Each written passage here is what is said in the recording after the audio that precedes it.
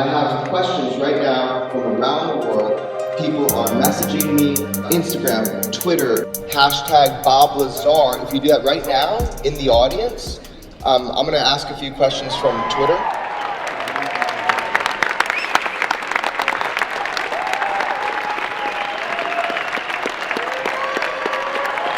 I want to flip the script here for a second, because George is always the one interviewing everybody.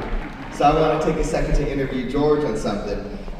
For almost 30 years now, George's been standing up and saying, hey, I believe Bob's story. But he's never really told everybody some of the things why. So 30 years ago, and to this day, you believe Bob's story. Can you just tell me a couple reasons what you did at the beginning for Bob to earn your trust? First of all, did you notice I had brown hair back then? I think the fact that it's turned white is a lot to do with Bob Lazar. I don't know. Might be my wife Anna has something to do with that too. Our hope for the film, what Jeremy set out to do was sort of to let the world know a little bit about Bob, because once you get to know him, the improbable premise becomes more probable. And I was never able to do that in our stories. We were always arguing about what school he went to and what he did at Los Alamos and what has happened since then, and all the picky little crap that ufologists and the debunkers want to deal with. And I never got to really tell about Bob, other than his crazy, interesting interests, his jet car and blowing stuff up.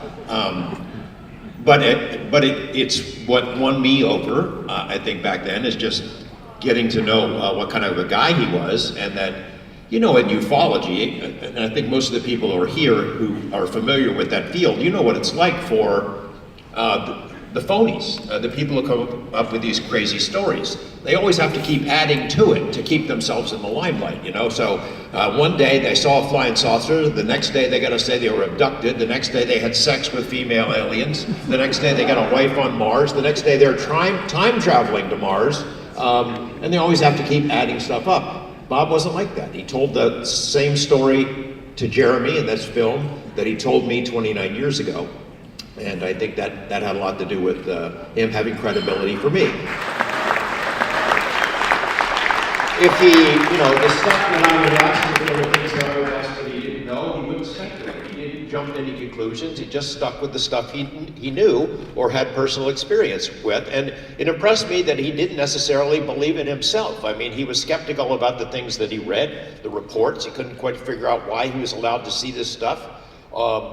We have entertained the idea that maybe they had an idea in mind that he might leak it, that it was a false flag, or run it up the flagpole and see how the public reacts and then pull the rug out from under it. Maybe. He doesn't rule that stuff out. But as Jeremy pointed out in the film, the people who know Bob the best, who are closest to him, know that he's not a liar, he doesn't make stuff up.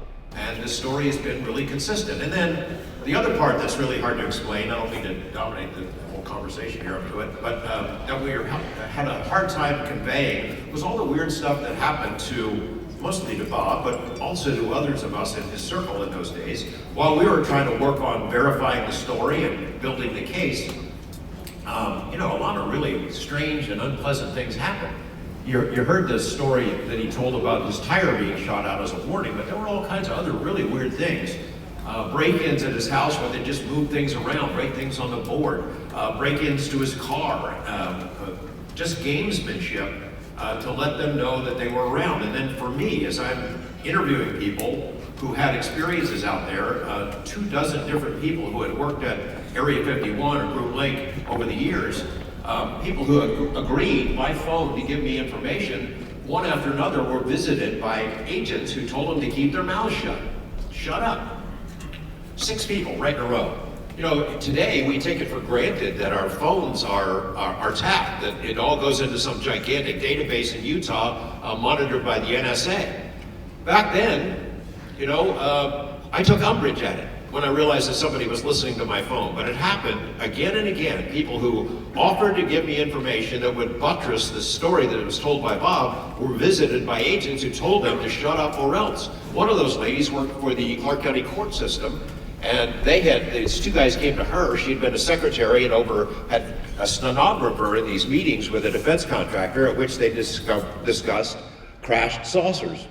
And they came to her and said, look, you're still under your security oath. We know that you travel back and forth to Los Angeles to see your daughter and that she comes here. It's a big desert out there. It'd be a shame if something bad happened. And she was scared to death. And 10 years later, I went back to her thinking maybe she'll talk to me now. She won't. She wouldn't. So those things were real. The things that happened to Bob were real. The things that happened to all of us in that circle were real. Somebody was really messing with him, threatening him, and it's because his story was true. And I don't know if you figured out the mystery of what was in the beginning of Jeremy's film with the phones.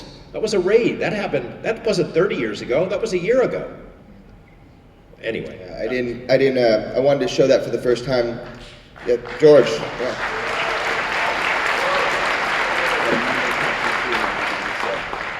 I wanted to show you guys that, for the first time. That was real. That did happen. I experienced it, and that was shocking because I didn't set out in the movie that something like that was going to happen. So I kind of am starting to understand a little bit. You can think whatever you want. That happened. So really, Bob, George and I are sitting here, and the thing is, you've never needed a defender. You've never needed somebody to talk for you. And people have said that. And the thing is, you've never needed it. You just didn't think it was worth your while. But you have a receptive audience here of people that, whether they believe you or not, they're willing to hear your story. And I think this is a different era and a new time. And I feel that now from you.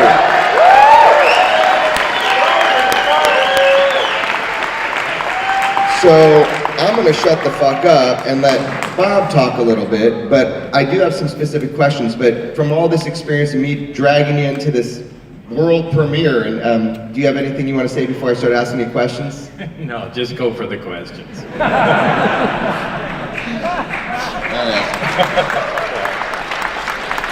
All right, I got one from my buddy Dan. In a clip from, and this is my fault as a filmmaker, I didn't clarify, you can't clarify everything. Dan, in a clip from Modern Day, he says he never saw an alien. But in the clip from 1989, he references seeing cadavers. That was both clips were in my movie. Can he explain?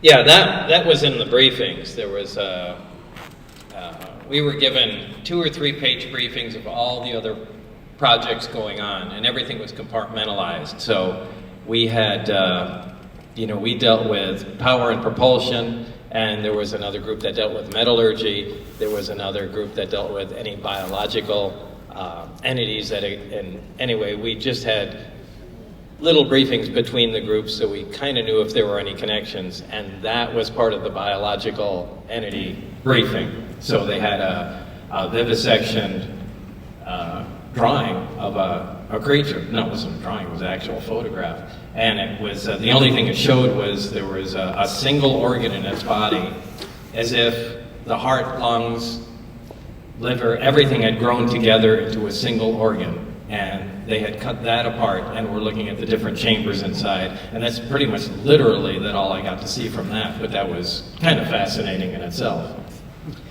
And I mean, that's wild. I think people just kind of take that for granted. You're saying, everybody slip up on words. Oh, you said drawing first. Bob drew me a picture of the alien cadaver thing. So that's another thing I noticed. Get on the air, even with George, who you've been friends for so long. Bob is so worried that you're gonna, when he's talking, if he says the wrong word, just listen for what he says. Don't just try to pick apart the words. I think that's so important. And I'm feeling like it's a new kind of day. But George, I know you also kind of hate having the camera on you, and you love that scene I did where you're in your house and there's awards behind you. You hated that thing. But I'll never do that again. I am forever banned as being a filmmaker with you guys. By the way, did anybody like the movie? Yes.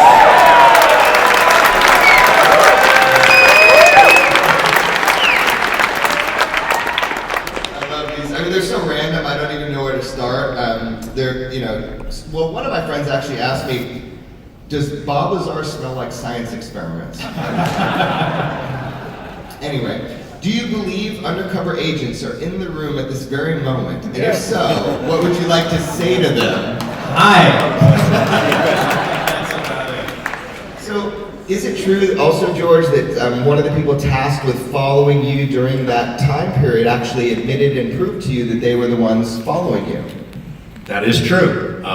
There were one of the places we used to hang out was a watering hole called the Smuggle Inn. And we would meet there with to sort of strategize and figure out where to go next. And there were a couple of other people in that small group. And when the guy who was one of the ones who had followed us around, he met me there, this is years later, and told me that it had been his job to follow us there, and he got to like the bar, so years later he was still going back.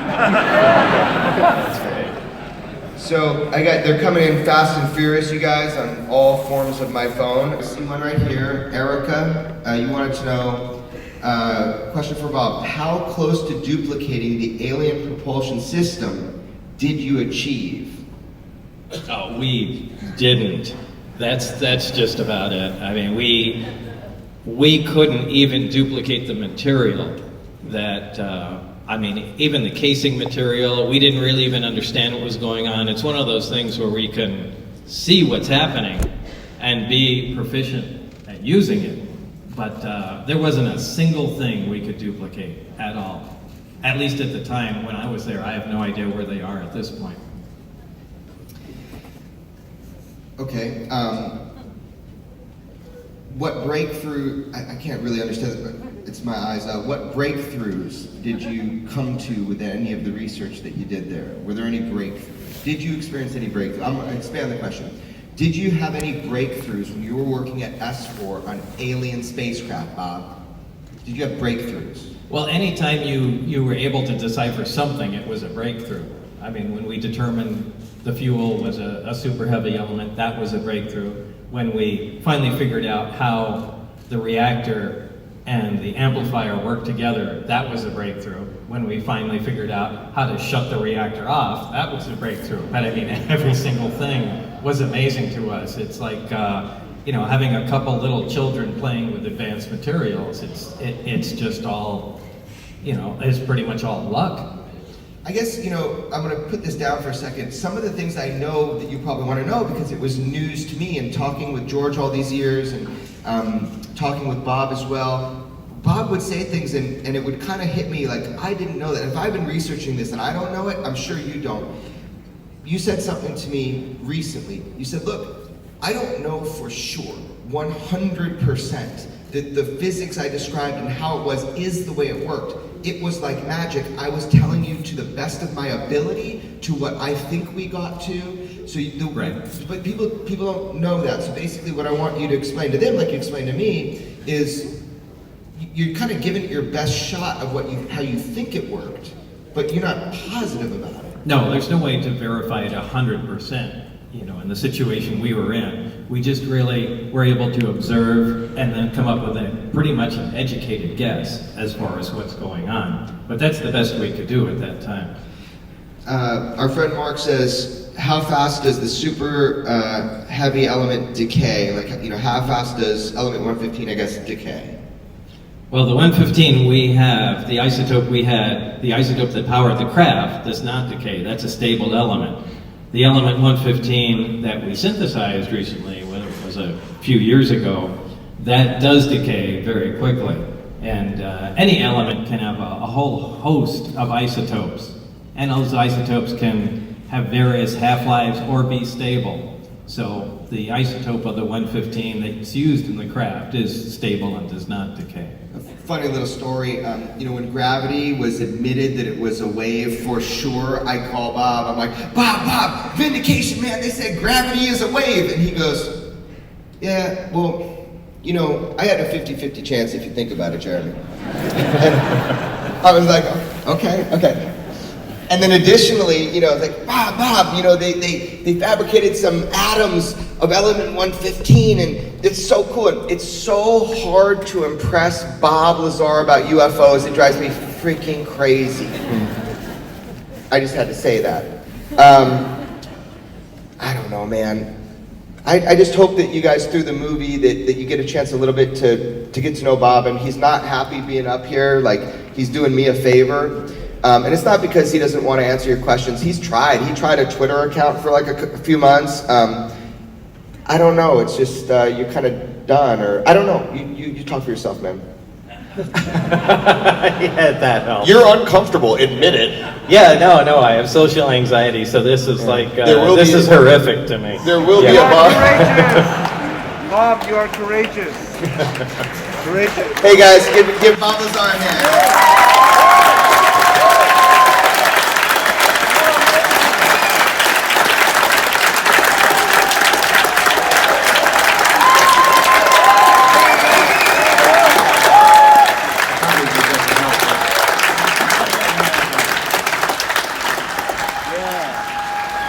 Where are all the haters at that told me I was a shitty filmmaker? Now, where are you not cheering in here? Right here. Okay, I'll find you, tough guy. Oh, again, you. I know I'm number one. So, I don't know, it's a different day maybe with Bob, and I mean, again, Bob's never been one, he's not a shrinking violet.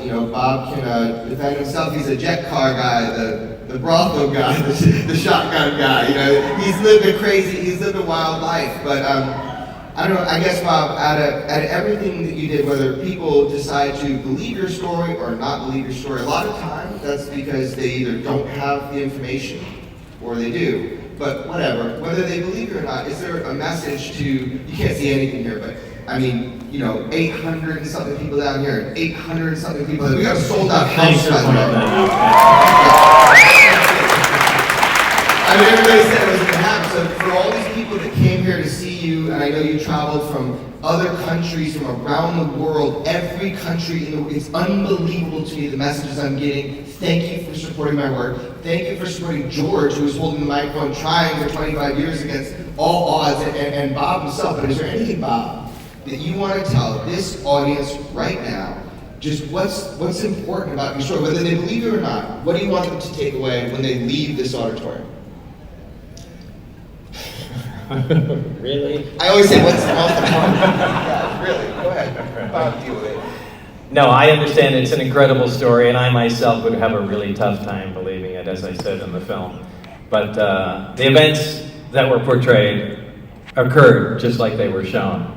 And, quite frankly, I prefer people don't believe it, because then I don't get asked questions and don't get bothered at all. But, for those of you that can see through that, all I want to tell you is that that's really the way things happened, and that's pretty much it. The sport model. Okay, I'm going to take one cellular question like that. No more. No more. Zero more. Shut your mouth and be out. Zero more. No cellular. You're about to be kicked out by me personally. No more out loud questions. I think it's really interesting. I had a guy, he's an aviation writer, and he has a very sophisticated website about all this, and he said, one of the things that's killing me is I don't know how Lazar came up with the sport model, because it is, from an aviation standpoint, it is so perfect. The system he described, it's genius. And I was on the phone with him, I'm like, well, maybe he didn't make it up.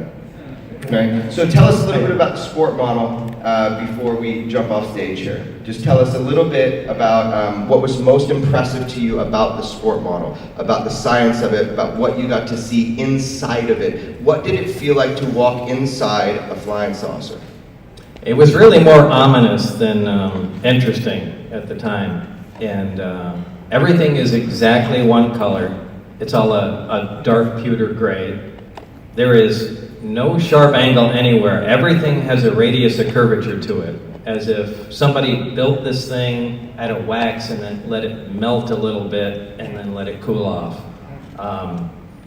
It's a very unusual, it feels unusual just to be in there, but even the most simple things inside are, and pardon the pun, are completely alien. The little doors that snap open are made of little hexagons. It's hard to go through everything that pops into my mind right now, but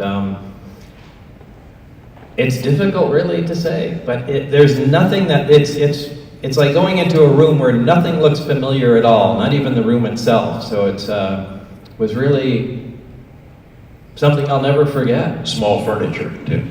Well, yeah, and that's a good point too. But even that's unfamiliar. Why would you have something, a seat that's half its normal size? So it was really, It's a shocking thing. Well, I just want to say, thanks for including me, guys, because this has been a ride. I mean, earning George's trust and him telling me, you're never going to get Bob on camera. Go ahead, good luck, kid. That was awesome. Thanks for the encouragement. But thanks, Bob. Just so it's very clear, Bob did not ask me to make a movie. He's getting zero from this movie. He actually gave to a science charity the last time we did a screening.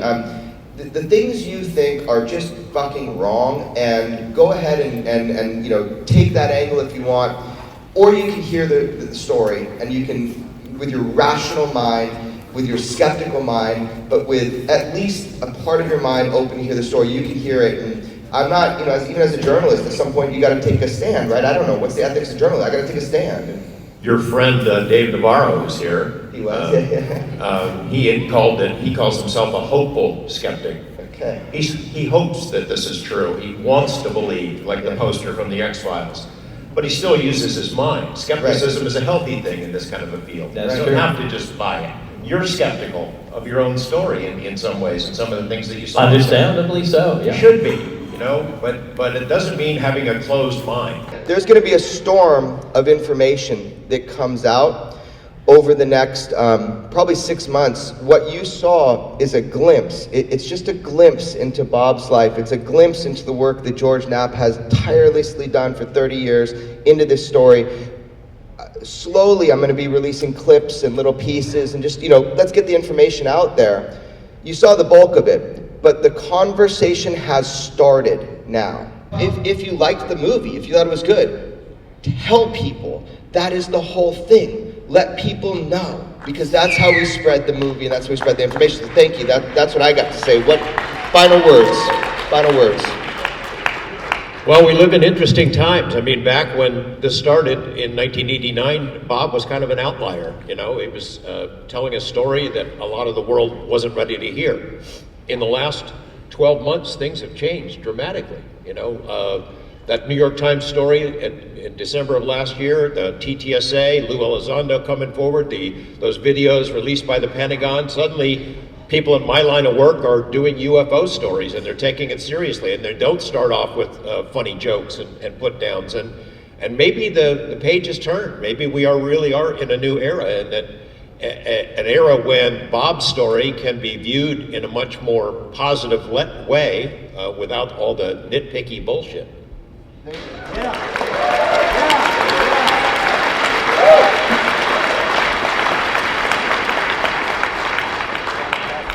Yeah. Well, I don't have a lot to say other than I know a lot of people came from great distances to be here, and I really do appreciate that. I appreciate all the support that I've gotten, and really, thank you. Thank you.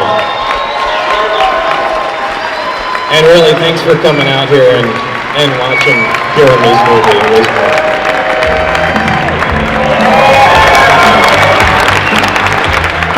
Appreciate your work, man. Appreciate your work. Lazar, we appreciate everything you exposed. Everything. The fact that they actually talked about it, and Bob was willing to talk about Element 115, and then his house got raided after that conversation. That kind of blew me away. I loved it. Jeremy's worked extremely hard. Couldn't be happy for him. More happy for him and Bob and everyone involved. The 115, Element 115, I have questions, a lot of questions.